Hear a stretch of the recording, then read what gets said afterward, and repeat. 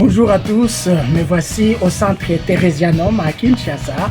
Dans cette salle vient de s'ouvrir aujourd'hui, lundi 14 octobre 2024, une session plénière, une assemblée plénière générale de la conférence des supérieurs majeurs en République démocratique du Congo. Ce sont des supérieurs des religieuses et des supérieurs des religieux qui vont travailler ici pendant une semaine. Je dis bien travailler. Tout à l'heure, il y a eu la messe d'ouverture et les supérieurs majeurs vont se retrouver en réunion en carrefour. Des réunions qui se termineront vers la fin de la semaine par des élections pour avoir un nouveau président, une nouvelle vice-présidente ou l'inverse. Ce sera pour leur association, mais enfin, ils nous invitent, ils nous demandent de prier pour eux, pour la tenue de cette conférence.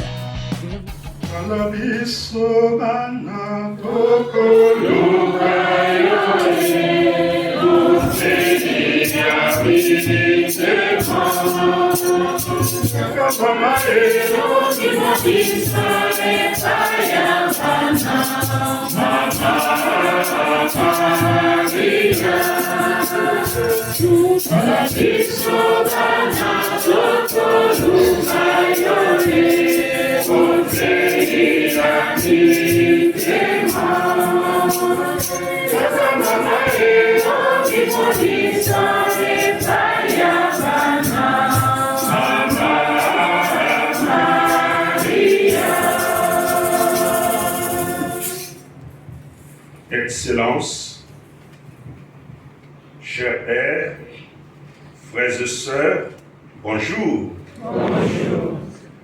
Que le nom du Seigneur soit béni éternellement. Je suis très heureux de célébrer cette Eucharistie à l'occasion de cette Assemblée générale plénière de la COSULMA. Et nous voudrions offrir au Seigneur le déroulement de cette auguste assemblée. Qu'il vous comble de grâce et de bienfaits et que son esprit vous assiste.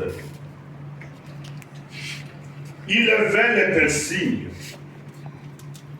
Répondre à notre Seigneur et frère Jésus à ce qu'il lui demande.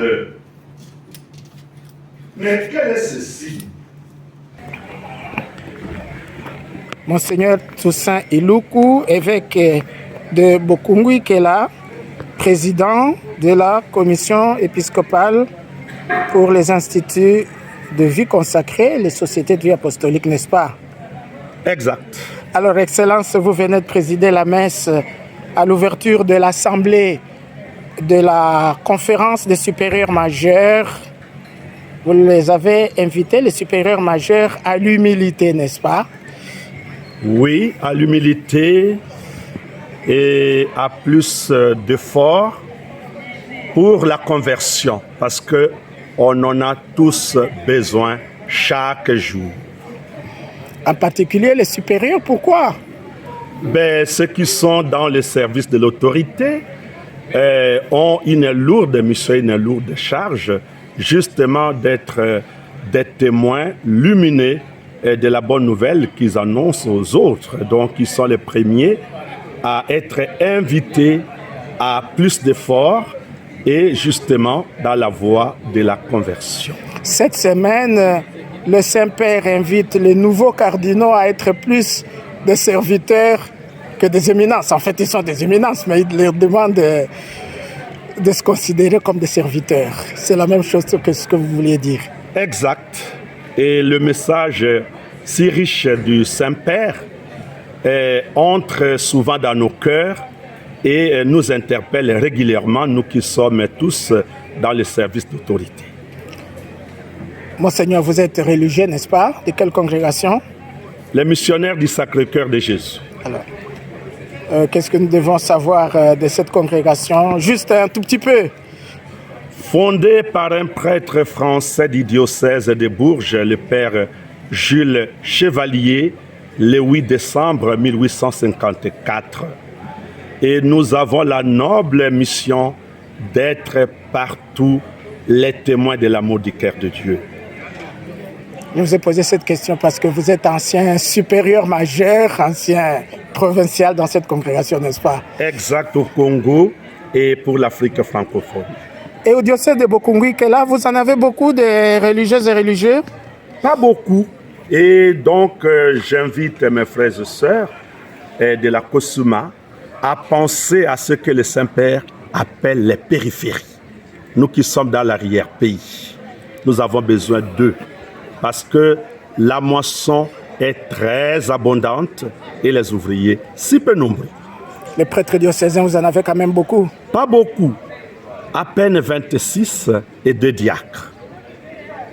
Là aussi, j'en aurais plus que besoin. Mais nous essayons de faire le maximum pour encourager les vocations. Merci, Excellence. Merci, cher Père.